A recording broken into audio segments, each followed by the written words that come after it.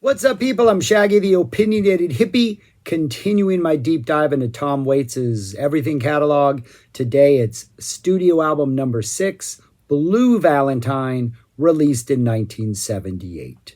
Frank Zappa connection, George Duke appears on this album. This album is, I think, sort of a little bit deceptive on its surface. And I think the best way, what I'm going to do is I'm going to review this, rank this, review this, talk about it, not play music from it, then rank it among the other 5 that I've already done as I make my way through the catalog. Back to what I was going to say. This is a little deceptive, this album, because I think on its surface, it is very much similar to his first 5 albums and is very much of the sort of same, driving down the same jazzy, beat poetry, gravelly voiced, songs driven by LA streets late at night, drunks and lowlifes, and maybe people verging on crime and stuff like that. We have a very, very similar vibe, very Tom Waitsian, right? There's nothing too surprising about this album. But the more you listen to it, or the more you actually just pay attention to very particular details, is you realize it's like similar to like if you're going to the same restaurant for like 5 or 6 years and you show up one night and you're like, I ordered the same thing I always ordered, but it tasted a little bit different. Like, not bad, I'm not complaining, but like something about the ingredients, like are they using different spices? Maybe they're now going towards more locally grown produce and more locally grown products. And so there's like just maybe a difference in quality in what they're serving.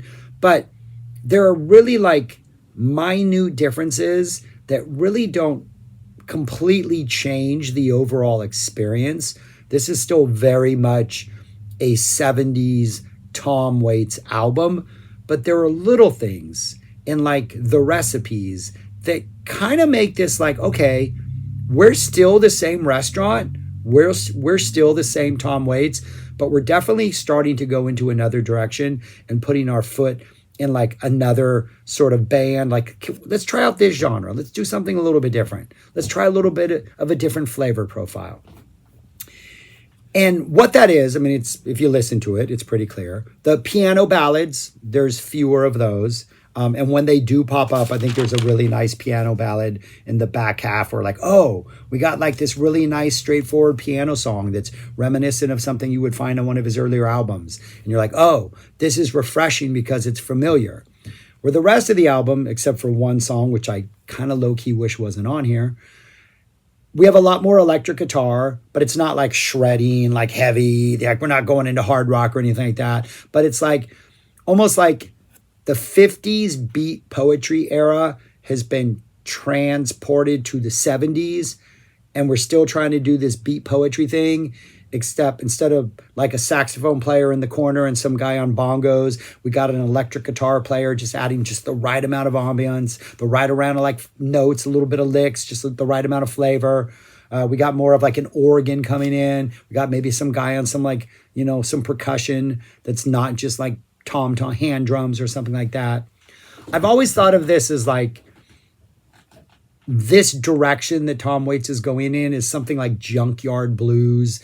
That is the vision I've always had in my mind of like a Fat Albert type scene where all these musicians are going into this like junkyard, finding bits and pieces of stuff, maybe actual instruments that have been discarded, and like cobbling together this sort of weird electric guitar and these weird percussion instruments. And then we just kind of sit around and play this kind of low key, low simmering blues bass, slightly jazzy type percussion driven music. And then Tom Waits shows up and just drops these amazing lyrics about these amazing characters, flirting with a little more Bruce Springsteen type crime, I think, in here. Only we're in Los Angeles. We're not on the East Coast, sort of a West Coast representation. You do feel a little bit of that Springsteen stuff, I think, seeping in here. Maybe stuff that he was currently dropping on Darkness, stuff that he would definitely drop later on Nebraska. You're getting a little of those type characters, but in a Tom Waits version. And so it still sounds like Tom Waits's songs. There was a number of songs I think could have fit really well on his opening. Number of songs that could have fit really well on the one from a couple, the Small Change, his best so far. And so it's really interesting in that it's familiar, but at the same time, you're like, he's kind of testing some new waters. I think if the opening one, again, the timeline, he's got a Monday night gig on closing time. He's doing shows. He's just simple. He's just doing what he does. He gets recognized. His second album's a little bit bigger. He's now got a regular gig. His third album, we're like, hey, dude, we're going to book you in the big venue across town. Let's put on a big show. Bring all your charisma.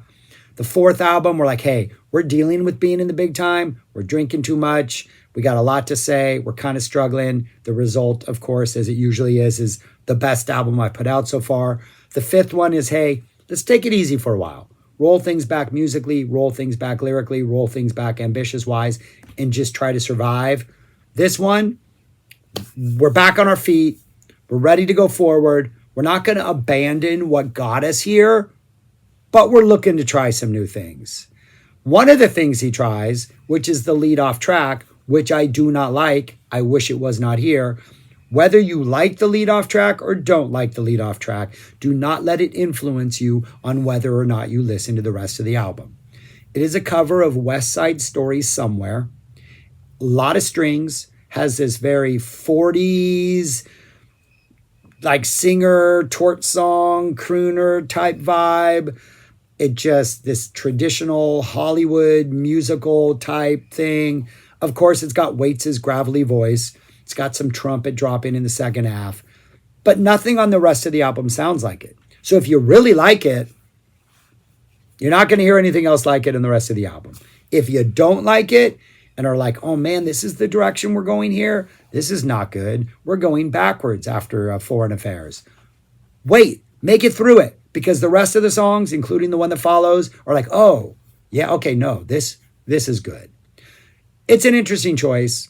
I think it works better as a last song. I respect the decision to front load it and then do nothing like it for the rest of the album.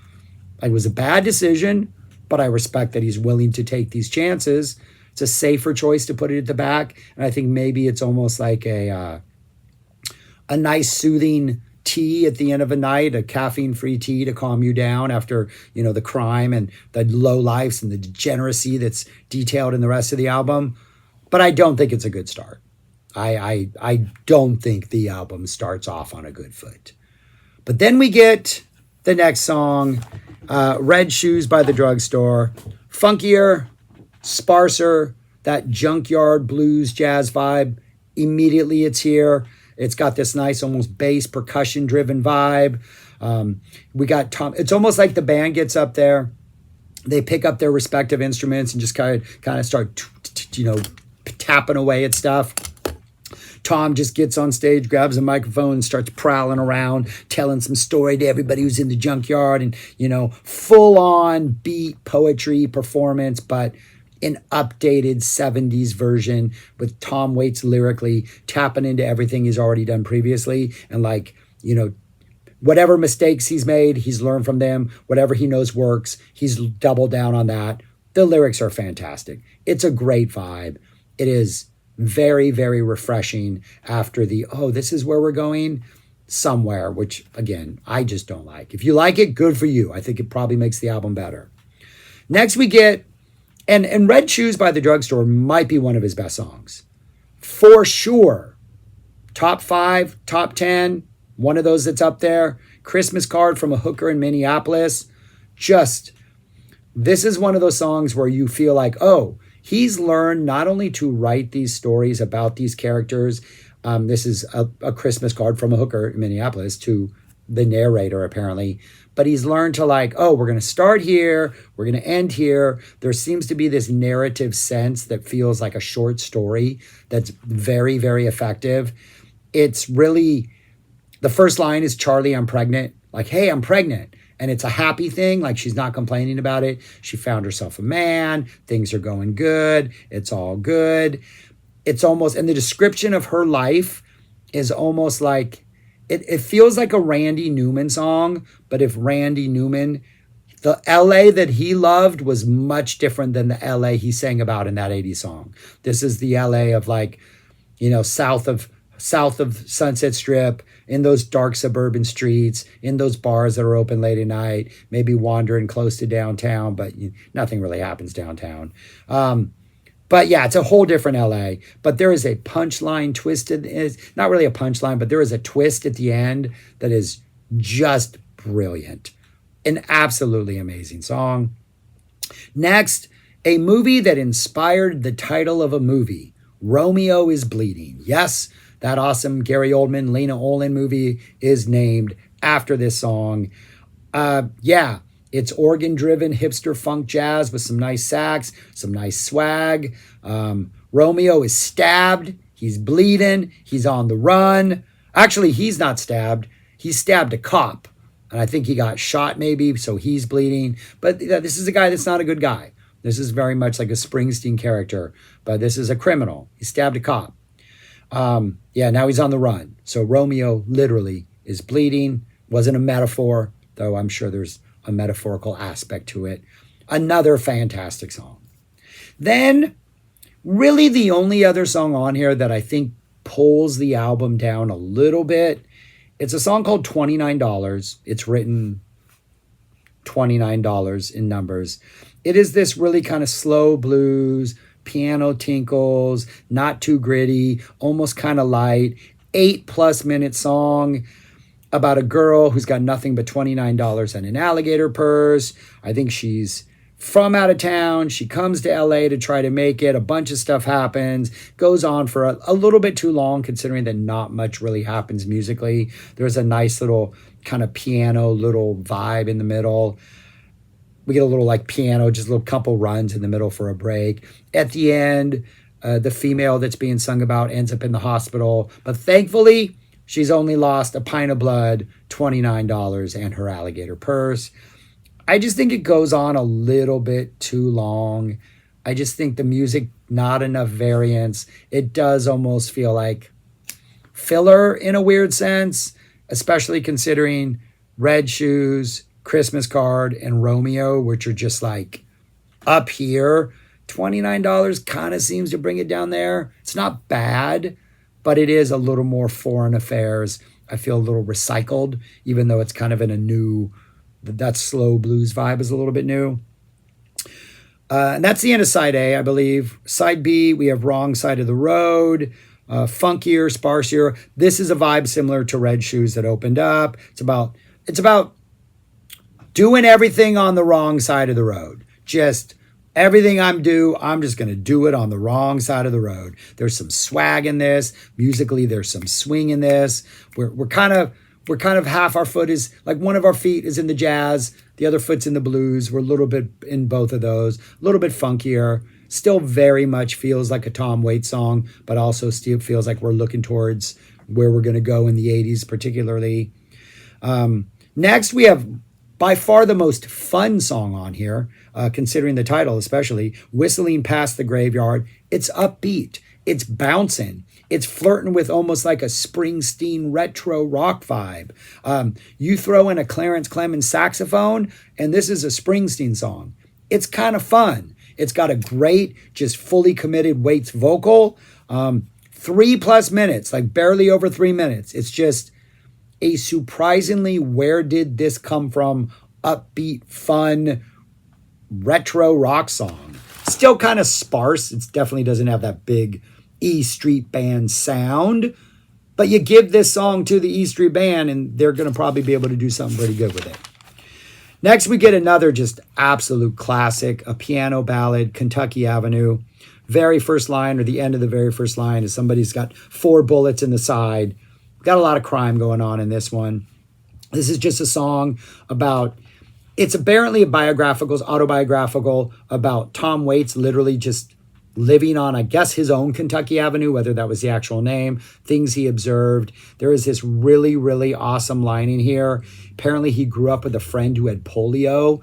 And at the end of the song, it's about, the entire song is kind of directed to this friend and the things they're going to do together as a pair on these streets that Tom Waits has been walking. And one of the last lines, or the last sort of stanzas, is like, and we're going to take those spokes off your wheelchair and we're going to turn them into this. And then you and we're going to grab a balloon and float away. And like, we're going to rip those braces off of your legs.